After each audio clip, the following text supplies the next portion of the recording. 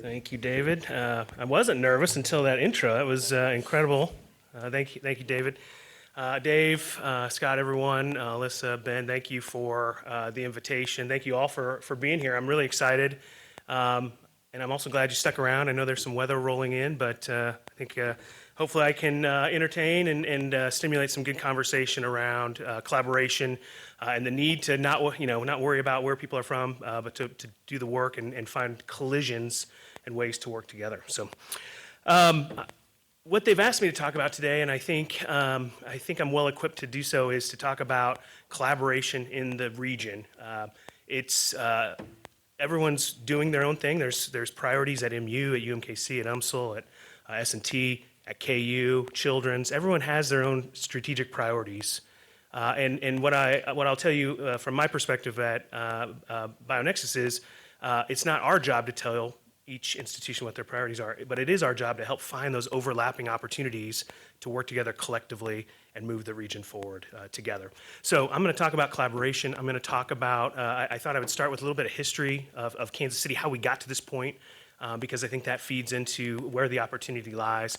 I'll talk about our work at BioNexus KC, how we try to stimulate collaboration, how we try to provide opportunities for collisions, like what Dave and the team are doing today with Pathways. And then I thought, based on the audience, I think even after, or especially after going through the posters, I'm going to spend a little bit of time on my career path and the things I've learned over the last 20 years. I know you're looking at me thinking, he can't be that old, but no, I've got 20 years under my belt, and that was a joke. I actually know. I look very old. It's okay.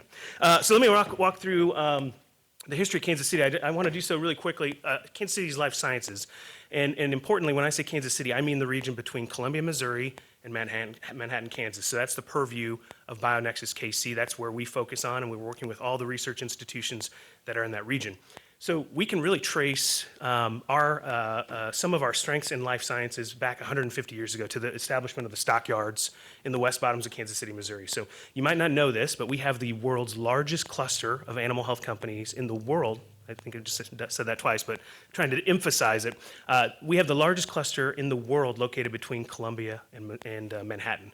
56% of the revenue generated by animal pharmaceuticals, animal vaccines, animal nutrition is generated at companies that have a location between Columbia and Manhattan. And we can trace our expertise and the strengths that we have back to the establishment of the stockyards 150 years ago. Fast forward to World War II. World War II was ending. Kansas City actually had a lot of engineers in our region who were researching and developing munitions, who were helping to manufacture munitions. And MRI Global, at the time it was Midwest Research Institute, a nonprofit. It was established really to find a place to put those engineers to work, working in research, working in science here in Kansas City. And so they've existed now for 80 years, and they're located just a few blocks from here, and it's now called MRI Global. Fast forward to the 50s, about 10 years, Marion Labs was started by Ewing Marion Kauffman. And if Kauffman, if that doesn't ring a bell, we've got the Kauffman Foundation just a couple of blocks away, one of the largest endowed foundations in the country. Kauffman Stadium, where the Royals play, the Kauffman Center for Performing Arts. This has had a huge impact on Kansas City, and it really started from pharmaceuticals. So he started a company in his garage. He grew it. It operated really from the 50s until 1996 when it was finally sold. But during that time, it became one of the largest pharmaceutical companies in the world. The final acquisition, the acquisition of Marion Labs and that sales event created 300 millionaires in Kansas City, and it also released a lot of talent into the community that's helped result in a large number of contract research organizations, really strong regulatory experience and expertise. More recently, about 25 years ago, the Stowers Institute, also just a couple blocks from here, was endowed by Jim in Virginia, $2 billion endowment to start the institute. They wanted Kansas City and this region to be a hub of biomedical innovation that was recognized globally. And they thought the way to do that was to establish a world-class research institute. So $2 billion endowment plus 40% of all the profits from American Century Investments in perpetuity. So every year, 40% of the profits that American Century makes go to support the Stowers Foundation. And then more recently, we can point to some really transformative investments made by organizations across the region within the last 5 years. And I don't have to go very far from MU to just point to the NextGen Precision Health Institute. That was a major opening back in 2021. Also, just that same year, Children's Mercy opened up their research institute about 2 miles from here. These were really transformative investments that are really planting a flag in the ground around precision medicine, around genomics, around diagnostics. And so you can see we've had a very rich history that's gotten us to this point. So how did BioNexus come about? Are you guys getting a little bit of feedback? Should I just step away maybe? Oh, you guys good? Yeah, okay. So how did BioNexus come about? We can really actually point to the endowment of the Stowers Institute. So like I said, very transformative investment at the time. The community came together, community leadership here, and said, there is an opportunity here. There's more than just this fledgling research institute. There's all these universities. There's a huge amount of industry here. And when they looked at regions that had really successful initiatives in the life sciences, so places like Boston, Indianapolis, San Diego, all of those places had a backbone organization, an intermediary, who, within everyone's kind of own priorities, could bring people together and move their region or their city forward collectively. And so the civic leadership came together. They formed the Kansas City Area Life Sciences Institute, or CALCI, or KCALCI, or KCLSI, rebranded to BioNexus about 8 or 9 years ago. It's easier to say, I think, and reflects some of what we think are the opportunities in the region. Really, though, we were created to bring more federal dollars into the region, so help our stakeholder institutions bring more research dollars into the region, to maximize the value of that research through commercialization, so translational science, start companies, grow companies, exit companies, and then help attract and retain life sciences talent, life sciences companies here in the region. So these are our stakeholder institutions. They have really been with us from the beginning. It's 10 of the top research institutions in the region collectively have a huge amount of research enterprise. You can see, though, it's not just universities. So we have universities that have, obviously, major research capabilities. We also have hospitals and healthcare systems that have robust clinical research. We have nonprofit research institutes. It's variable. And then importantly, like I mentioned, the region also has a really rich industry cluster. So David mentioned this in my intro, but we are all of our work is focused on advancing our vision of the Kansas City region as a global leader at the nexus of human and animal health, benefiting all our citizens and the economy. So a few components there. One is we want to leverage our comparative advantage, and that comparative advantage is the animal health corridor. So that cluster of industry that we have here, that expertise in animal health, but we want to be able to apply it and help grow the human health segment as well. That's on, a great example would be MU. They have these incredible transgenic animal facilities, but they're trying to use those models then to impact human health. But also there's an equity component. We want to make sure that the technologies being developed here benefit everyone, not just a small percentage of the population. And so that's a really important tenet that we'll advance. We'll continue to work for that regardless of messaging from DC. And then the other piece is there's an economic piece. We want to make sure that the work that we're doing will impact the economy positively here in Kansas City.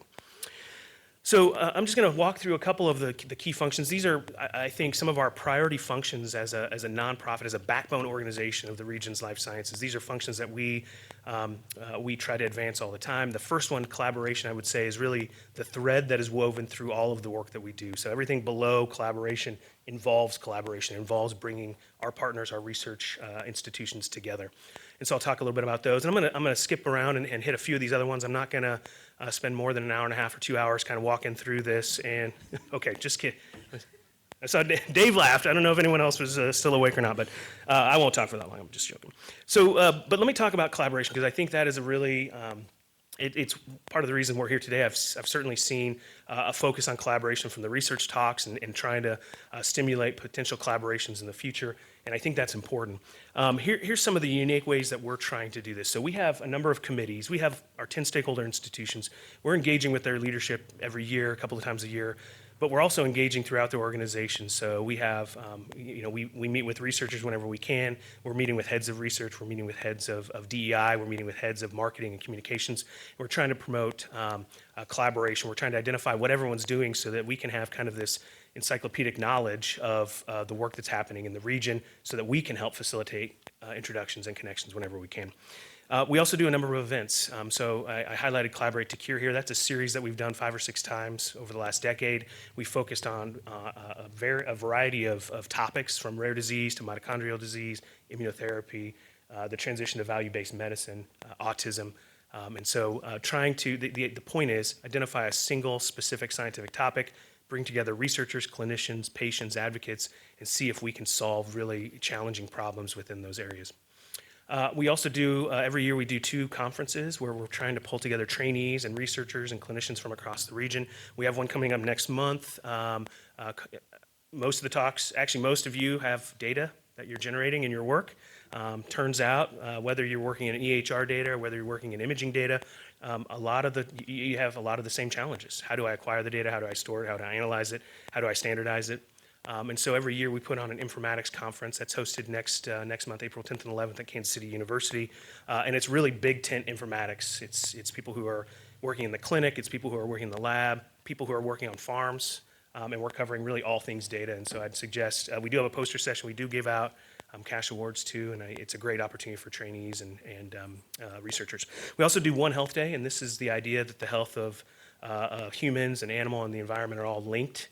We do a number of topics. We've done things like antimicrobial resistance, zoonotic diseases, microplastics, a wide variety of topics. So really, we're also looking for people, if anyone wants to be part of these planning committees or get involved, suggest topics, we're always open to that. And then every year we host, traditionally it's been a single annual event, but we've got a couple of cluster initiatives that I'll talk about where they're also doing annual events where we're pulling 400 or 500 people together to talk about really the exciting accomplishments of the last year and what the work looks like moving forward. So I talked about the collaborative nature of the work that we do. So one I think important example is regional strategy. So we, over the last 25 years, have led regional strategic planning within the life sciences a handful of times, 3 times. The most recent was in 2015, and I'll talk about that here in a second. But importantly, I kind of talked about this. It's not our job to tell MU what their research priorities are. It's not our job to tell Children's or KU. The way that we operate is through a collective impact model. And so we are the backbone organization you can see there in the blue. And this collective impact, this is not put forward by us. This is a Stanford-based approach, but involves partners in working together to develop a strategy, coming up with this, what's labeled here, a common agenda, deciding how you're going to measure progress and activity, and then doing the activity to support that work. And then continuously communicating. And so that's the approach that we've done. Our strategic plan in 2015 involved over 100 inputs from our stakeholder institutions on 8 different working groups. So we're on the top floor. I can hear it. It sounds great. As long as it's just rain, that's fine. And so that's kind of the approach that we've taken over the years. And then I wanted to give a couple of examples of some of the things that we've accomplished in the last 25 years. So I talked about the animal health corridor. That came out of one of our early strategic plans. 2005, we assembled 8 hot teams that were focused on a wide variety of topics where we felt the region had strength: neuroscience, cardiovascular disease, animal health, drug development. We covered 8 different topics, but from the animal health hot team came that realization that we had the world's largest cluster, and we planted our flag in the ground as a region and said we're going to be known as the Animal Health Corridor. And this is a vibrant industry cluster that exists still to this day. It's housed at the Kansas City Area Development Council, and it was really created in partnership between BioNexus KC and the Kansas City Area Development Council. NBAF, you might not have heard of NBAF. It's pretty deep into Kansas. It's in Manhattan, but it's the National Bioagri Defense Facility. It is the Plum Island replacement, and the idea is the highest level BSL-3, BSL-4 work that's being done on pathogens that could impact our food supply will be done at this facility. And so this was, BioNexus was part of the consortium that helped to land this in the region, and it's now open and they're slowly ramping up. They've got BSL-2 work going on and it's slowly ramping up to BSL-3 and 4, assuming that nothing comes down from DC. And then 2 clusters I'm going to talk about I think are happening right now and I think are really transformative opportunities: Digital Health KC and the KC BioHub. And then we've also been involved. There's trade associations on both sides of the state line. In Missouri, hopefully you know about MoBio, but we've been involved in either starting or supporting those throughout the years.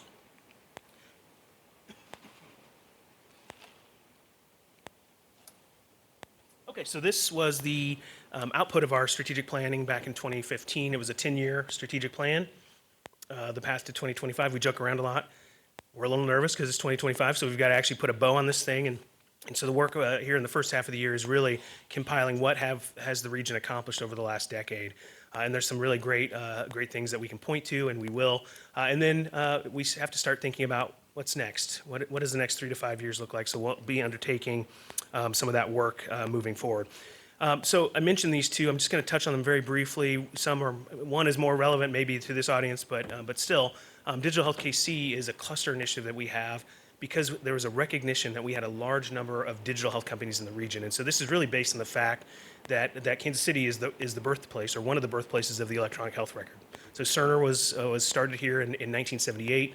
It existed for over 40 years before it was acquired a couple of years ago by Oracle. It's now known as Oracle Health. But over the last 40 years, Cerner has brought in hundreds of thousands of employees.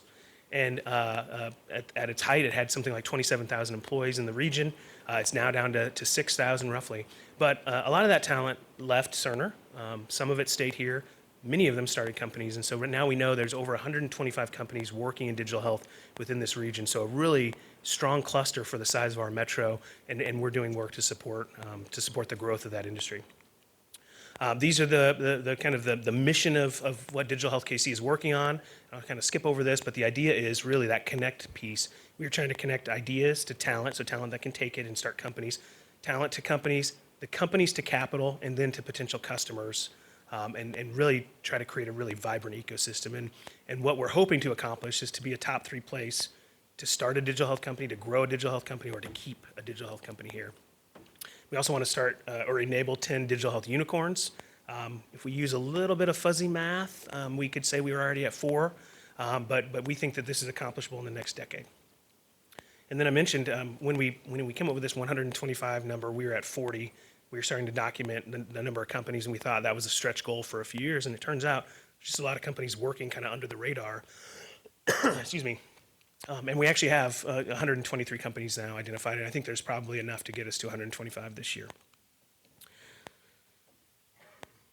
So the KC BioHub, though, I do think is very relevant to the precision, NextGen precision work. I think it's very relevant to a lot of the work that I saw here today, but it's really focused on biologics and biomanufacturing. So what we want to do with the KC BioHub is to establish this region as one of the spots to start your biologic company, to grow your biologic company, to start to manufacture your biologic in the region.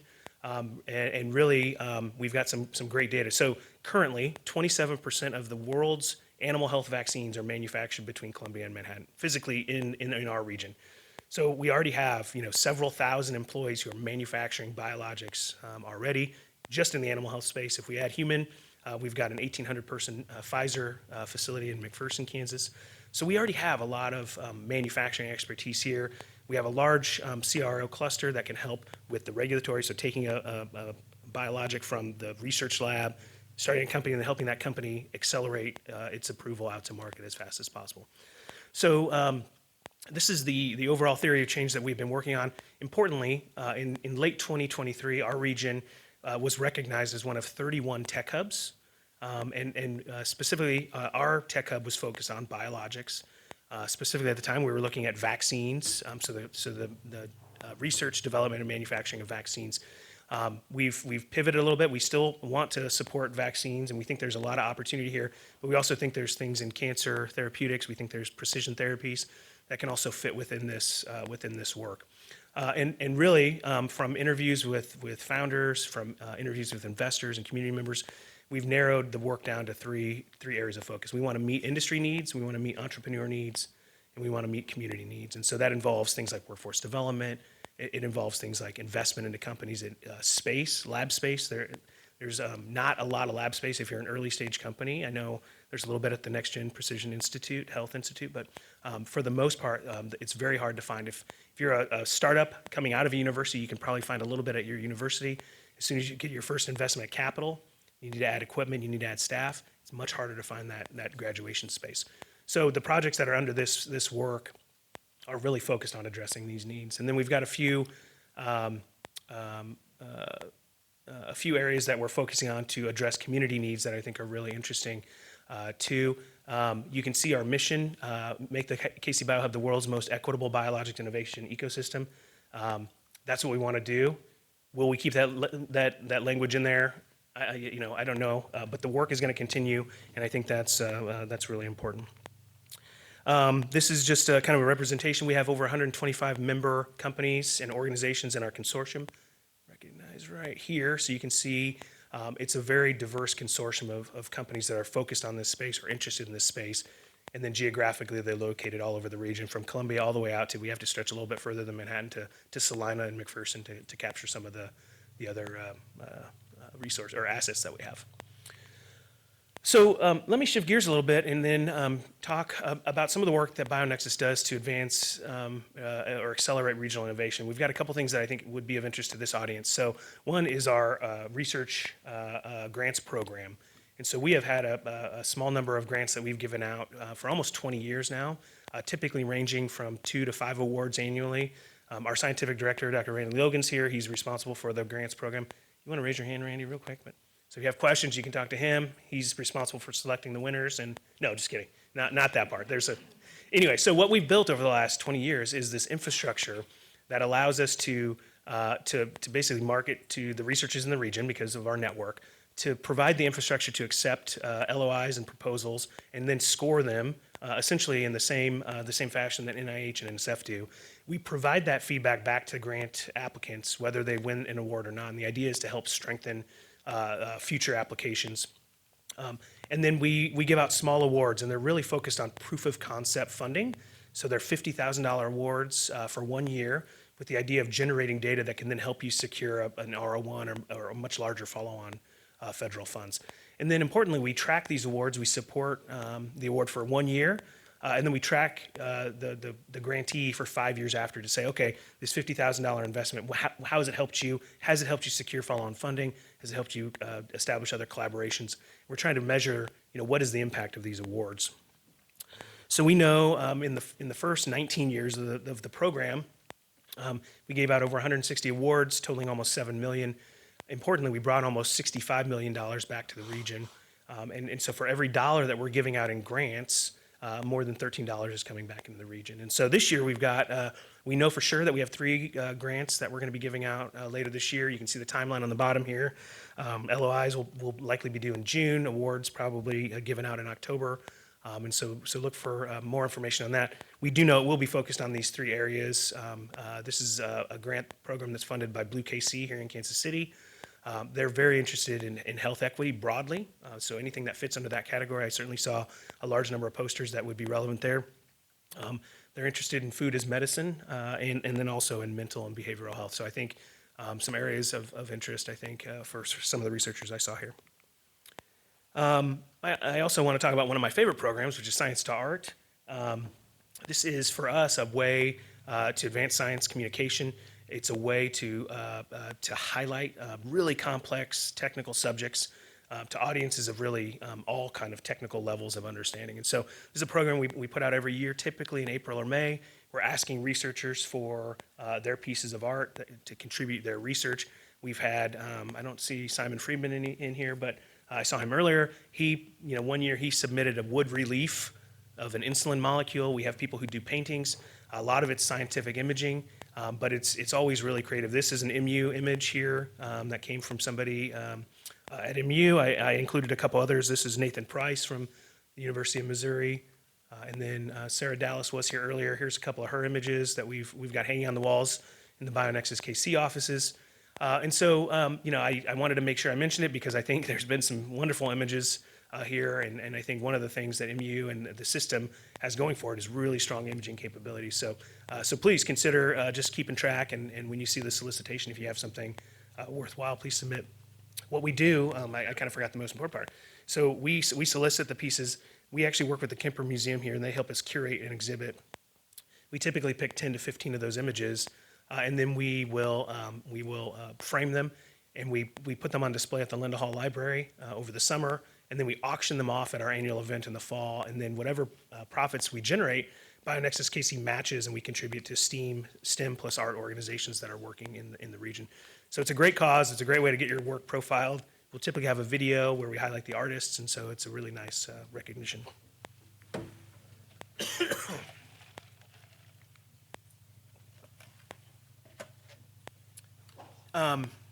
I think one of the biggest barriers to collaboration and to the work that we do, I would point out there's two. I think one is awareness, awareness of the work that we do, but also awareness of the work that's happening at each other's stakeholder institutions. I think Pathways, in my mind, it's a great way of for people at UMSL to know what's happening at UMKC and vice versa. And really within the system, there's a lot of work happening, and making sure the left hand knows what the right hand is doing, I think, is really important. That becomes even more true when you step outside of a system where there's even fewer opportunities for collaboration or at least awareness. So that awareness piece is absolutely critical. And so we do a number of things where we're trying to highlight incredible researchers in the region. I just selected one of the MU researchers that we've worked with for a long time, David Beversdorf. He was, a few years ago now, he was the co-chair of the Autism Collaborate to Cure series that we did. And we featured him a couple of years ago in the Expert Exchange. This is a 2 to 3 minute video to highlight the work that somebody's doing and then to hold it up to the community when possible. One of the other roles that we play is a role as metrics keeper. And this is a 100-page report. I decided to trim it down a little bit for this audience, but I did think there would be some interesting things for trainees to understand about what's here industry-wise. So every 3 years, and we have done this for the last 21 years, every 3 years we are inventorying the companies that are here, how many companies are in the Kansas City region, how many employees do they have, what kind of work do they do, what are their areas of focus, what do their growth projections look like, what are their, the people that they're hiring, what kind of degrees do they have. It's a very exhaustive report, and it gives a nice longitudinal overview of what's here in Kansas City. So I thought we actually just wrapped up the 2024. We're almost finalized with the report. We'll release that within the next month. But the idea is tracking growth, benchmarking our region, and then tracking growth over time. So I'm just going to show a couple of slides on this. I won't spend too long. It's really the only spot in my presentation where I have data, so I feel like I needed to show a little bit of data because this is really the least scientific talk you're going to see today. Our census is really focused on specifically life sciences companies, not companies that support life sciences like law firms and things, but people who are actually developing products or IP within the life sciences space. This is the area that we're surveying. Within that area, we know now that there's 297 companies, and this is the breakdown. You heard me talk about the animal health corridor being a major driver of the economy here. Turns out it's only 21% of the life sciences companies that are in the region. There's a huge amount of human health, and you can see the employment numbers, 21,000 employees, more than that, working in human health, but overall we have more than 30,000 employees in the region. This is kind of the longitudinal piece. You can see kind of companies slowly have been growing over the last 18 years. We do have, when I talk about life sciences, we do have healthcare IT included in here, so Cerner has also been a big chunk of these numbers, and so we actually carve out Cerner for some of this data just to say what's actually the life sciences impact versus digital health. But you can see the top line is we had a decrease in overall employment, and that really has to do with the fact that Cerner was acquired and a large number of their employees have left. But on the life sciences side, excluding healthcare IT, we've actually continued to have growth, 8% from the last time we did this census. Here's where the companies are. You can see a large majority are located in Johnson County, Kansas, Jackson County, Missouri, with clusters in both Columbia and in Manhattan as well, really focused on being close and in proximity to our university partners. And then this is the segments that they work in. So I put the definitions down below so you can see that, but really it's focused on pharmaceuticals, on biotech, on digital health, medical device, ag, chem, and food and feed. So you can see almost half of the companies in the region are pharmaceutical or biotech companies with also large chunks within healthcare IT and medical device. Okay, so we now are in 2025. I talked a little bit about kind of forward thinking. So where do we go from here in terms of this work? And what I wanted to do was kind of talk about the path from 2025. I don't yet know what this next strategic plan will look like, but I think we have a good sense of where the priorities are. So I talked, our job is to know what are the priorities of our individual stakeholders they have. They all have strategic plans. Obviously, they're dynamic, they're changing, but we do have a pretty good sense. And so over the next 6 to 12 months, we'll be undergoing kind of regional strategic planning. I talked about that. And we think we have a good sense that there'll still be some heavy focus. The animal health corridor is not going to go away. Digital health KC is not going to go away. Those are clusters that we have that are really robust. We have real strong assets in both neuroscience and cancer. But what are the future opportunities? And I think personally, I think rare disease, precision medicine is one of those opportunities that's cross-cutting. I think we've got strengths really across the region in this space. And obviously, I'd point to MU and the NextGen Precision Health Institute, but we also have things at UMKC that supplement that. We've got children's. So to me, this seems like something that's going to have broad interest, and I think everyone's kind of working within their own space, and I think it's a great opportunity where BioNexus can step in and say, what can we do collectively? Also, some of the other things that we've heard, and we continue to hear from most of our stakeholders, things like mental health, behavioral health, things like food as medicine, especially with the changes in administration, we think food as medicine will be heavily invested in. And then clinical trials in the CRO space, and we have some really strong assets in that. So these are the things that we're thinking will be of interest. Again, it's not our job to say that these will be it, but it's our job to convene our stakeholders and say, where do you guys see opportunity? Okay, so I want to shift gears a little bit and talk a little bit more about my personal path, because I think it is relevant to what I just presented to you, and how I've been influenced over the years. And I feel very fortunate to be in this role. It's a job where I see, as David mentioned, both a personal and a professional interest, and it really stems back to my family and to my career path. So I'll just point out my family here first. You can see the little guy on the right-hand side of the screen. His name's Theo. And I won't go too deep into this, but essentially, we found out that he had a congenital heart defect that was incompatible with life when it was diagnosed. So in utero at 20 weeks of age, he had something called an interrupted aortic arch. So if you think about the aorta, the ascending provides blood to the head, the descending provides blood to the rest of the body. So his descending was not connected. And so if he hadn't been diagnosed in utero, he would have died shortly after birth. And so right away, innovation, medical research, those types of things, absolutely critical. 40 years ago, he would have died a few days after birth. So I just would point that out. And so the plan for him had been my wife and I had spent some time in Boston. I'll talk about that here in a little bit. Our plan was to fly out to Boston, deliver him in Boston, and undergo a heart surgery right away. And they would fix it in a single surgery versus what was being proposed here, which was 3 surgeries over the course of a year and a half. And so we made plans for my wife to fly out about a month before he was born. He came early, as unexpectedly. He came 2 days before she was set to fly. And so he was delivered at Children's, and he was med-flighted out at a week of age. And then at 10 days of age, he underwent open heart surgery. And his heart structure now is normal. Like his cardiologist says, basically, if I didn't know what he had gone through, I would not have no idea that his heart structure is not normal. But while he was in surgery, we also got a call from Children's Mercy that said they had diagnosed him based on a microarray, that he had something called Rubinstein-Taby syndrome, which is a deletion of the Krebs binding protein. So a gene that's pretty heavily involved in just cellular metabolism. And it really, the first thing I did was like, what's the transgenic mouse? What are the symptoms that the transgenic mouse has? Just my wife's looking at the medical literature, I'm looking at the scientific literature. But really, it has kind of a spectrum of impacts. And so he got kind of the short end of the stick when it came to cardiology. He didn't have any extra fingers or toes, so he got kind of he was on the good side there. But it does have both physical and developmental delays. He's 10 now. He's going to be 10 next week. Mostly nonverbal. He's probably got about 200 words. But he's an absolute joy, and he's incredible. But what really the whole point of that was to tell you that really the only therapy that would be available for him down the road would have to be some type of precision therapy.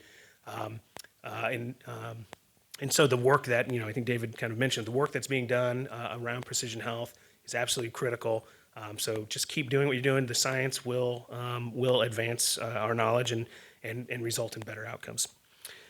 So that's kind of my personal interest, and so let me walk through my career path, and this is really probably more for the trainees in the room, the students and the postdocs, but just to give some insight into how I got here, because if you would have told me 20 years ago I was going to be running a life sciences nonprofit, I would not have believed you, because I never really had the nonprofit space on my radar. But in undergrad I was a biology pre-pharmacy. I started out as biology pre-pharmacy. Did not think I would have the grades to get into pharmacy school, so I switched to just biology. And coming into junior year, I don't know if anyone, I had no idea what I would do with a biology degree. And so I was asking around, and somebody recommended undergraduate research. And so I decided to start undergrad research. I worked in the lab, and as I was approaching my senior year, no idea what I was going to do. My PI said, why don't you go to grad school? And I thought, yeah, that's a great way to like kick the can down the road. I'll figure out what I want to do. I wasn't convinced I wanted a PhD. And so I said I wanted to go for my master's. He did not want me to go for my master's because he thought I would leave at that point, which is what I did. So anyway, I went to undergrad, I finished undergrad, went to his lab, and I was doing, I think, like really exciting work. We were working on bacterial pathogenesis, so Legionella and Haemophila. And my function was a molecular biologist. I was knocking down or overexpressing genes and seeing what impact it had on the virulence of the bacteria. So it was very cool stuff, very translatable. There were Legionnaire's disease cases happening, while I was in school, and so it like really reinforced the idea or the thrill of kind of what we were, Outbreak was a big movie at that. I mean, I'm aging myself, but there were a lot of movies around like disease, epidemiology and things. But it was really interesting work. And so when I got my master's, I decided I'm ready to just kind of make my mark on the world. So I was applying, this is at the University of Nebraska. I was really applying anywhere but Nebraska, like California, Boston, Texas, Ohio, even Ohio, like these places that you don't think of. No offense if anyone's from Ohio, but these places that maybe you don't think about scientific excellence. But it turns out there's some really incredible things happening everywhere. And I ended up taking a job, 2 phone interviews. I took a job at Harvard Medical School, and so I look back, it was like a leap of faith on my part, a leap of faith on their part, and it ultimately worked out. But I went to a neurobiology lab, so very different than anything I had done in my graduate school days. And except for the fact that molecular biology was kind of the theme that, the tie that binds. I was basically doing gene expression, gene overexpression, gene knockdown in mice and rat hippocampal neurons, looking at synapse formation. So I had to learn a lot, but Boston was an incredible place to be. I was talking with somebody earlier. There was just so much science happening. Everyone you met was doing science or healthcare in some capacity. And then there were also a lot of young people, and so it was a great spot to be in. But I worked there for a few years, met my wife there. She was from Kansas. And then at some point, I had kind of reached the pinnacle of what I could do in an academic lab without a PhD. And I went to Merck Pharmaceuticals, and I, again, did gene overexpression, gene knockdown, but in cancer, in oncology. So target validation. We were overexpressing genes at the very earliest stages of the drug development process. And if we knocked it down in wild type cells and it had no effect, but it did have an effect on cancer cells, we'd hand it off to the next step, and I'd go back to the beginning of the process. So at some point, we wanted to start a family and buy a house, and we didn't want to live an hour outside of town. And so we started looking in the Midwest. I think one thing we have going for us in this region is high quality of life. And we were from here, and so we knew what we could get here. And so we were really looking up this corridor, Dallas up to Omaha, and settle on Kansas City, really because I kind of talked about the Stowers Institute was up and running. There were incredible things happening at KU Med at the time, and then there was also this really vibrant industry cluster. And so we moved here in 2008, and I took a job at the Stowers Institute, and I was doing developmental biology, so a little bit different, but we were working with chicken embryos. Turns out you can cut the egg open, you can take a little bit of albumin out, cut the egg open, inject DNA into the neural tube of the chicken, apply a current, and what you put in will electroporate and go into the cells on one side of the neural tube. And then as the chicken develops, we were looking at neural crest cells specifically. They migrate out. They form a lot of the structures of the face, peripheral nervous system. So as they're migrating out, you can actually image them in live cell imaging. Sarah Dallas's talk was very interesting because she's looking at migration, early migrators and late migrators. That's exactly what we were doing in neural crest cells. So we were saying, are the cells that come out first and have to work through the ECM, are they expressing genes differently than the cells that are coming behind them and that are really just following this path? And so it was really interesting work, and I had no idea you could do that to chicken embryos. So you basically inject the DNA and then you seal them up and put them back in the incubator, and then we'll continue to grow for 2 or 3 days. So very interesting work, but it was also at Merck and Stowers that I realized I was not going to be 50 and working in the lab, so I wanted to do something more on the business side of science. And so I enrolled quickly for my MBA. I can't believe they let me keep the KU logo up there. I thought I just kind of threw it in as a joke, but they let it slide. I don't have any allegiance there, so I will. Maybe they're okay with it for that reason. But I enrolled and got my MBA, and really the idea was what I was very interested in was licensing a technology and starting a company. And I looked at a couple of technologies. There's a program here at UMKC called Whiteboard to Boardroom that lists all the technologies that are just kind of sitting on the shelf at the universities in the region. And so I found a couple. One was at MU, it was Dongxing Duan's lab, looking at Duchenne muscular dystrophy and gene therapy around that. And then another one was at KU Med. It was Mark Fisher's lab looking at kind of protein stability. I did some diligence. I could never get comfortable enough to say, yeah, I'm going to leave my job and start this company. And so in 2015, I was using this organization called BioNexus to network, and the CEO stepped down, and I threw my hat in the ring, and I'm shocked still to this day that I got this job. I wasn't running a lab at Stowers. I was just working in a lab, and so to then be hired as a CEO at a nonprofit was kind of mind blowing. But my interest in it was they were doing some things, but they weren't doing the things that I thought were the most important, which was providing networking opportunities regularly. They weren't developing talent in the region. They were just some gaps that were here that I, as somebody looking for a job, somebody looking to connect in the community, couldn't find. And so that's really what I pitched. And so I was there for about 4 years. The chair of the board when I was hired was the CEO at BioNexus, and so I got to know this organization really well. And when he left in 2019, to me it seemed like a really nice evolution of the work that I was doing. We work on a broader regional scale.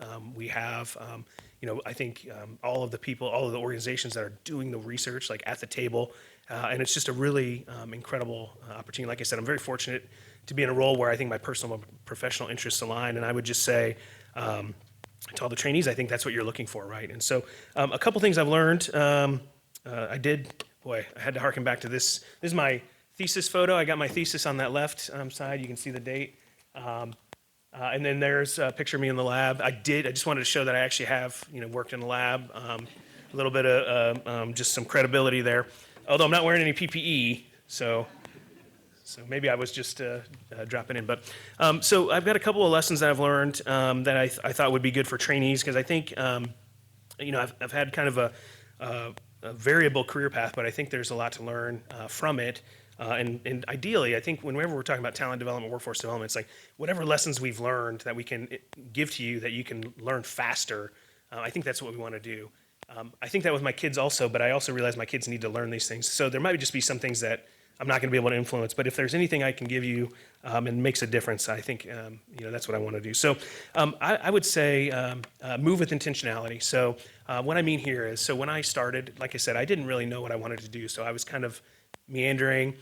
And importantly, I think you want to figure out what are the things that really interest you, what are the things you want to do, but just as important is what do you hate to do? What do you not want to do? You have to identify those things, and you move away from those types of positions, and you move into the positions that are really aligned with what you're doing. So I loved science. I loved the problem-solving component of it. It might have just been that I was a bad scientist, but it was slow progress. It was so slow, and I really wanted to get into a role where I could help technologies get out as fast as possible.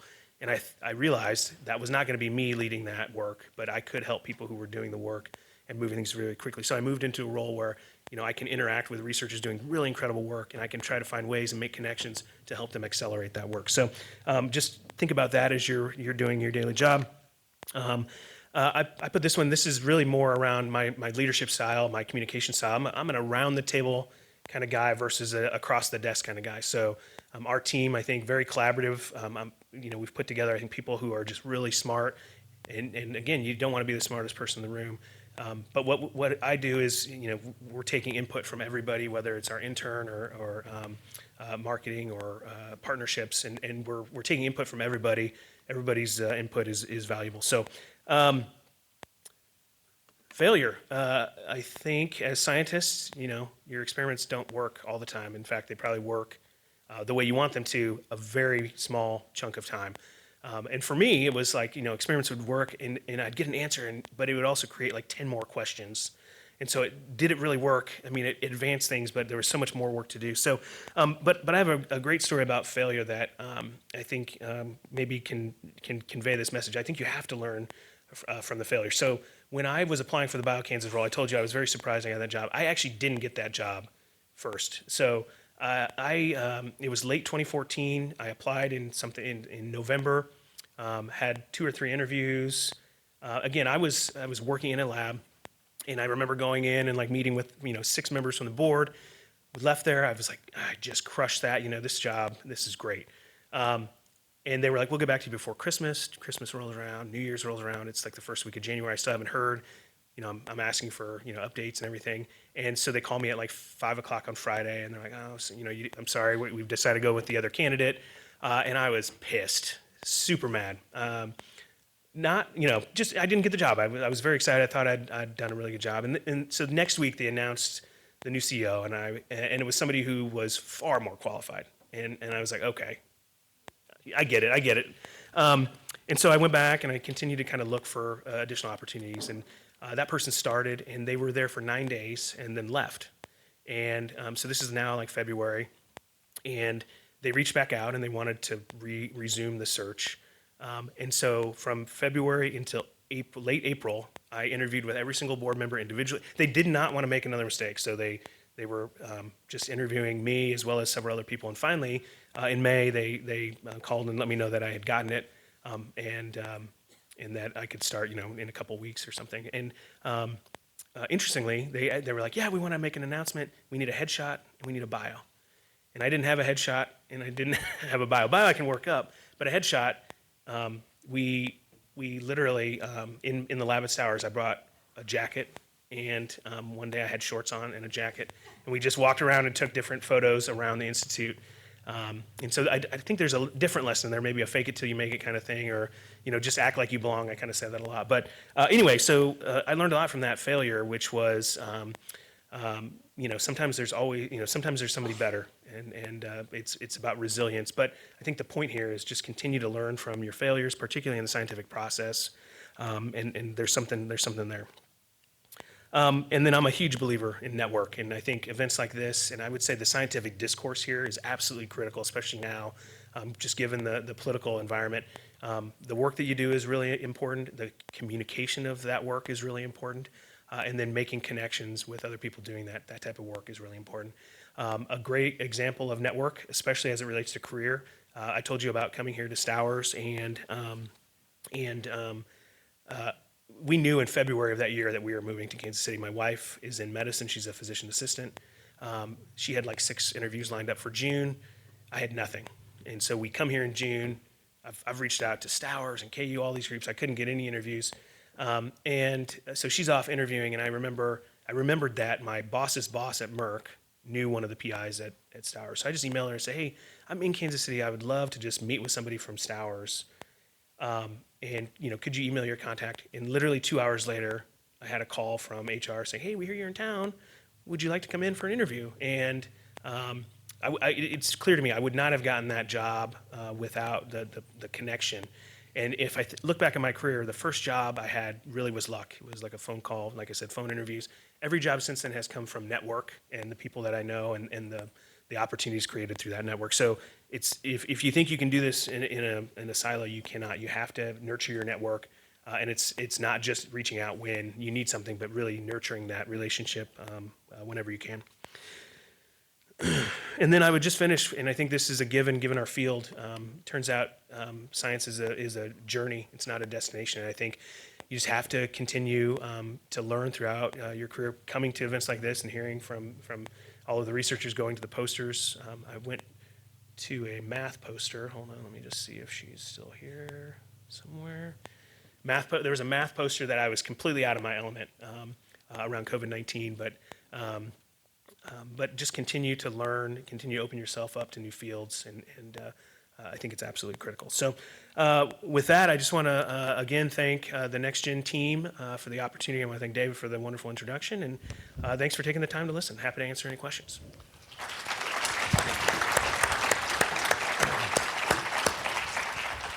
Okay, we've got about 15 minutes to do Q&A, and the mic is there, or we are going to pass the mic around, I think. So it's the stand, or we'll pass the mic to you. The QR code option is not available for this QA session. You'll have to identify yourself. Analog, yeah. Thanks, Dennis. Rick Barron. I remember when we did that 2015 strategic plan. It's 10 years, hard to believe. What happened to BioNexus? What do you mean by that? Does it still exist? Oh, yeah, sure. Just need some clarity. Yeah, so BioKansas still exists, and they're a pretty key partner. So Kevin Mills is the CEO. They have added an additional component. So I don't want to say rebranded. So they have Ad Astra Bio, and they have BioKansas, and there's different functions for each. One is focused on talent development, workforce development, professional development, and the other is focusing on industry support. So they have still 100 and some members. I think they're doing a lot more programming. He's been on for about a year now. So I think anytime there's a new CEO, they got to ramp up, understand the landscape. And then MoBio, I would just say too, still in existence. Kelly Gillespie's been there maybe 19 years, does a lot of work. They have, interestingly, they have like a mobile trailer that they take out to schools around the state. And so he's very active there as well. So.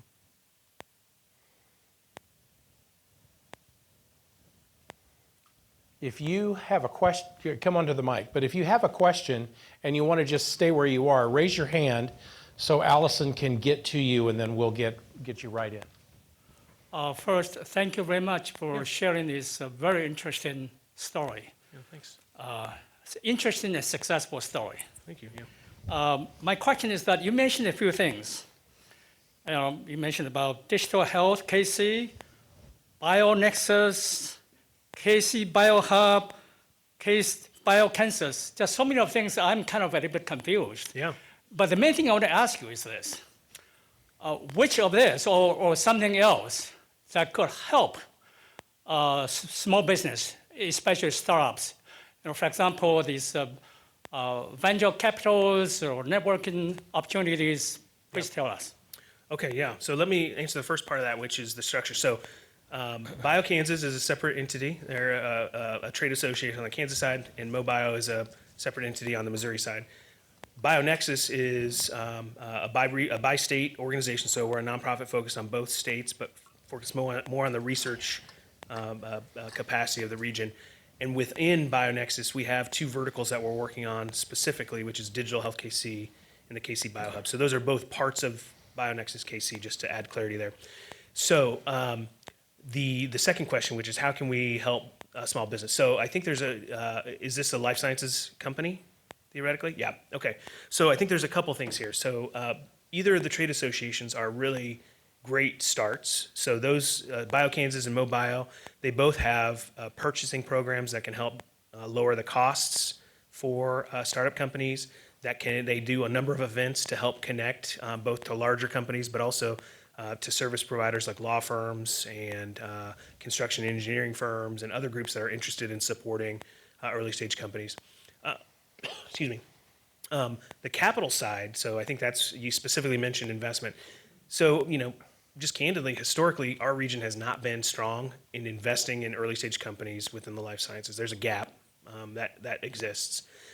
But there are efforts to address that gap. So one, each of our universities is, I think, doing something at the earliest stages.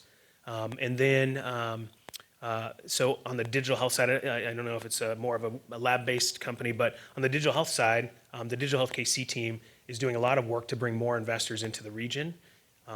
There's more investors interested in digital health because it's a shorter time to, you can get a return from your investment in a shorter amount of time because it's lower regulatory burden than the life sciences. But there are investors who are interested in that space. On the life sciences side, there is work both to educate angel investors about the opportunities in the life sciences and to work with entrepreneurs to help get them ready to engage with investors. So there is some of that work happening. BioNexus, through the BioHub, is doing some of that work, particularly around biologics companies. And then both of the trade associations would be good resources too. I'm happy to connect afterwards. Yeah. Hi, how are you? Hi, very, very inspiring talk. Thank you. I'm talking as a physician, and what I see in my field, and I'm including myself, there's really no or very few physicians have an entrepreneurial mindset. We don't think about commercialization, and I'm sure the medical students don't learn that either. Yeah. But could you comment on how to develop strategies? How can you change that culture? Yeah. Yeah, we talk about this a lot, actually, and I've had a few conversations with students because I think, historically, students are, they're interested in what they're seeing, or hearing from their PIs. And oftentimes, if those PIs only have an academic background, they're only thinking academics, but a very small percentage of PhDs actually go in to be professors and PIs, particularly grant-funded PIs. And so I really do think it starts with at the faculty level of hiring people who have diverse backgrounds, if they're coming from industry or can bring a different perspective that can expose students to some of these alternative career paths.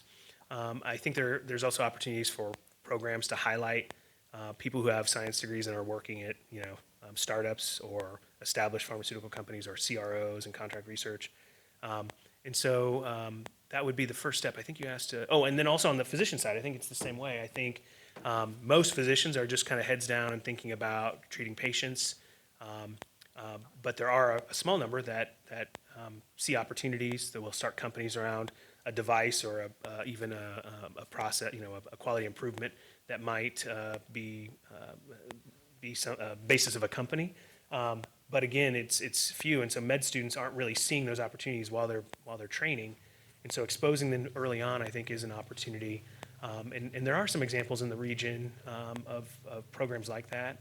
And then we're also seeing, and you might know more about this, but I think we're seeing dual degree programs, things like MD, MBA.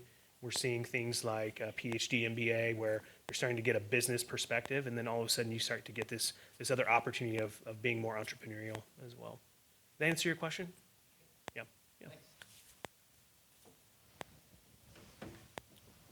Scott coming in with a tough one here. I enjoyed your talk. Thank you. Thanks. So what I'm having a difficulty with right now is I feel like AI and machine learning and its integration with life sciences is forging ahead faster than I can keep up with it or even understand it. So do you think that the nexus between biomedical and technology, computer technology, is something that your organization is able to bridge or make connections between, or Yeah. is that something that you're looking ahead to, or? Yeah, so I think we're very interested in that space. I think it's moving very quickly, right? And there have been some efforts in the region around AI. So the Center for Practical Bioethics had a program focused on ethical AI, so adding transparency into making sure that AIs that were being developed had transparency in the algorithms that were training them, and then educating, these were in the healthcare setting, so educating hospitals on what to look for, but also educating entrepreneurs on what they should be thinking about for their technology. But that being said, it's moving very quickly.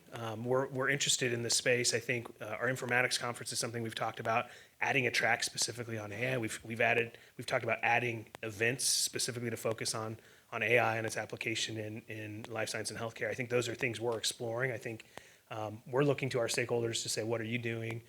Things like quantum computing. I heard, I think it was Zach earlier who talked about the biggest challenge was the computational power needed for all of those terabytes of data. And so I don't know if that's a very fulfilling answer. We're interested. I think we're exploring what we can do to support.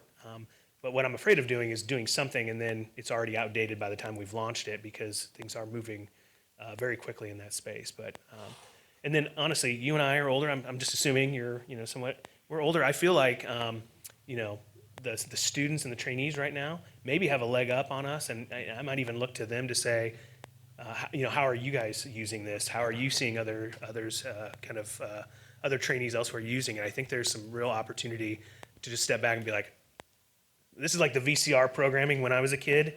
My mom and dad were like, hey, can you program the VCR for us? Because they didn't know how to do it.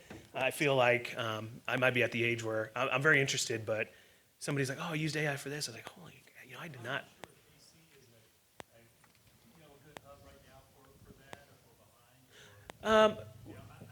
I think there's opportunity. I don't know where we're at in it. I mean, there's certainly, everyone's looking to Boston, San Francisco, and San Diego for leadership there, but I think we have some, I'd point at UMKC, we've got Shu-Ching over at the Data Science and Analytics and Innovation Center. I think we've got there's some people here who have some expertise. Children's is doing a lot with their genomics. And so I think I think there's opportunity here. I think everyone's kind of doing something, and maybe this is an opportunity for collective action. So thanks. Okay, to close us out, I want to turn this over to Dr. Arnold to close out the keynote portion.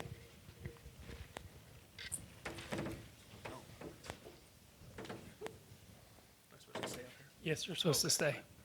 Can't leave yet.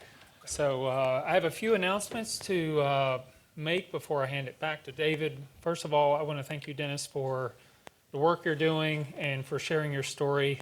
Particularly like the story about the Franken chicken. We actually did some similar experiments when I was first starting in the lab. And also the story about the headshot. I mean, I think that is a really good lesson to share, actually. Like, my daughter took my headshot in our basement, so before I took this job. So that does happen, and you do have to step into the role and grow into that position. So a great lesson to share. And so as part of our appreciation, we would like to share this token with you that was fabricated out of lumber here from mid-Missouri that represents really what we're trying to do here with NextGen Precision Health, impacting health here in the state and also beyond. So thank you so much. Thank you. Great.